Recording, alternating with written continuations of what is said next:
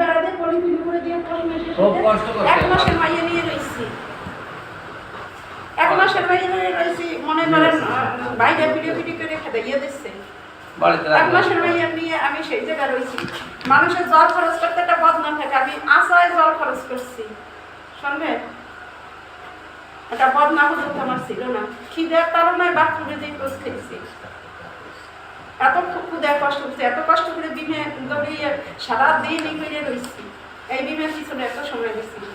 এখন আমি গরুর ডাক্তার, মানুষের ডাক্তার, এনজিও 4-5টা কাজ করছি।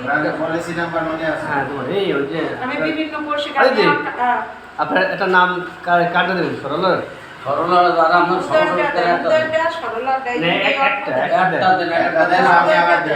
যে সমস্যা যেটা সমস্যা সেটা দেন।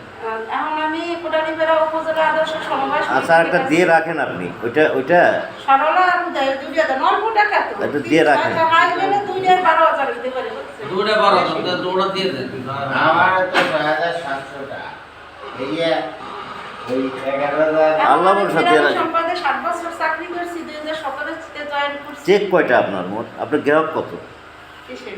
আপনার গ্রাহক কতজন আছে? কি কয় শুনেন, গ্রামে ছিল অনেকই, কিন্তু এখন আস্তে আস্তে ওই 2 কিস্তি 3 কিস্তি সার্ভিস দেয় না, বোনাস দেয় না, ওই এই জন্য সব গ্রাহকই অবশ্যই রানিং নেই একটা। তো চেক যে কয়টা পাবেন মনে করেন দিয়ে দিলে রানিং হবে? সে মনে করেন হলো যে আমাগো তো স্বামীর স্ত্রীর দুইটা, আর আমি চেষ্টা করবো যদি সে আবার ভালো সার্ভিস দেয়, কিন্তু আপনারা তো সার্ভিসই ভালো দেন না। সার্ভিস দিলে কাজ করা যায়। চেষ্টা করলে উনি বহুত কাজ করতে চেষ্টা পারবেন। আমি যারা করবো সেই করবে, কারণ আমি মনে করেন উনি আমি সাইডে বসে চিকিৎসা তার ভাতা লাইনে দেই, অসুস্থতা, প্রতিবন্ধী ভাতা দেই, সব উপজেলায় কাজ করি। ভালো লাইনে আছে।